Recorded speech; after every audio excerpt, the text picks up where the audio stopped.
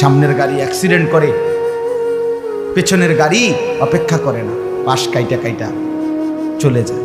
Jam বাজ্যা গেলে আরো চিৎকার শুরু করে, আরে লোক মরে গেছে, আরে মরলে মরুক বেটা, রাস্তা ক্লিয়ার করতে কম। ঠিক কিনা বলেন না কেন? ধরে বেটা বেটা কেডা মরছে না মরছে বেটা, এর লেগে বুঝি মানুষের রাস্তা আটকায় রেখে, মানে এই যুক্তি দেখা।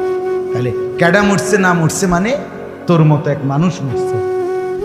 ঠিক কিনা বলেন না? তোর মতো এক সুস্থ সবল মানুষ মরছে বেটা, যে একটু আগে হাত নাড়তো পা নাড়তো, সেই মানুষটা এখন রক্তে ভাসতেছে বেটা। পাত্তাও নাই, কিসের সময় কাম, কার হাতে সময়? সবাই মেশিনের মতো যন্ত্রের মতো দৌড়াইতেছে। রাস্তায় দেখেন না সিএনজি অটো কি করে সবাই, কারো হাতে সময় নেই। ঠিক কিনা বলেন? কে কাকে ঠেলিলা যাবে, কারো হাতে সময় নেই। কে কার জন্য থামবে? এই জন্য তুমি নষ্ট হয়ে গেলে বন্ধু, কেউ তোমারে ফিরাবার নাই। তোমার জন্য ভাববে কেউ, ডাকবে কেউ, কাঁদবে কেউ নাই। আরে আপন মা বাপের তো খবর নাই এখন। আপন বাপ সাইয়া রইছে, দেখে তার ফুতে আজকে 6 বছর 9 বছর এক ওয়াক্ত নামাজ পড়েন, এবড়া বই বই বিড়ি খায়, বন খায়, চা দিয়া ভিজাইয়া খায়। এবারটা মাইছো না চাইতাম নামাজ পড়লে পড়ছে, না পড়লে রাতের ব্যাপার।